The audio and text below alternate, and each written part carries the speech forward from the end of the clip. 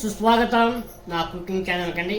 ఈరోజు నేను బజ్జీ చేయబోతున్నాను. ఏం బజ్జీ అంటే వంకాయ బజ్జీ. దానికి కావాల్సిన పదార్థాలు ఏంటో చూద్దాం రండి.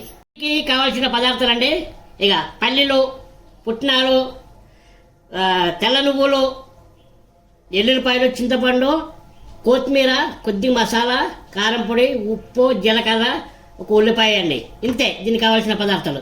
వంకాయలు ఇలా 4 వైపులు కట్ చేసుకున్నామండి. ఈ ఉప్పు నీళ్ళ నానబెట్టాము. నెక్స్ట్ చూద్దాం. ఇవన్నీ మొత్తము మిక్సీ పట్టుకోవాలండి. ఏ పని ఉండదు. మొత్తం ఒకసారి మిక్సీ పట్టుకుందాం. మిక్సీ పట్టుకునేది అయిపోయిందండి మసాలా. ఇప్పుడు మనము శనగపిండిని కలుపుకుందాం రండి. కొద్దిగా సోడాపొడి వేద్దామండి శనగపిండిలకి. ఓకే చాలండి. నెక్స్ట్ మనము కొద్దిగా అండి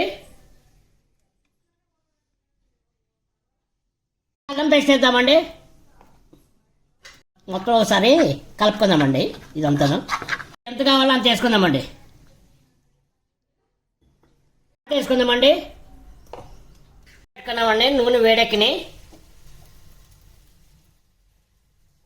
50% ఆయిల్లో వేపుకుందామండి. 50% వేయగాలి, అంటే లైట్ సగపైన వేయగాలి. ఇవి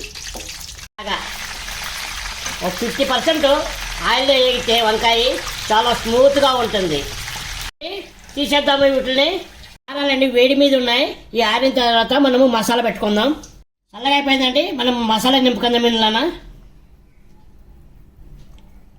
మసాలా అంతా మొత్తం పట్టించామండి. ఇప్పుడు మనము శనగపిండిలో అద్దేసి బజ్జీలు చేసుకుందాం. మనం శనగపిండిలో ముంచేసి ఆయిల్ వేస్తున్నాను.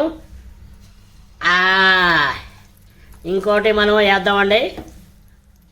సన్న మంటి మీద ఉడకాలండి.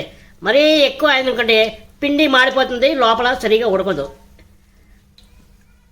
సన్న మంటి మీద అండి తీసేద్దాం. ఇవి చూసారా ఎంత చక్కగా వచ్చినాయో. వంకాయ బజ్జీ రాయలసీమ స్టైల్ వంకాయ బజ్జీ చూసారా, సూపర్గా వచ్చే చిన్న వంకాయలు బజ్జీ చేసాను.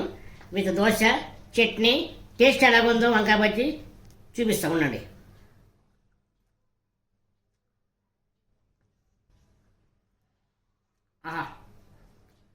బాగుంది. చట్నీతో ట్రై చేస్తా.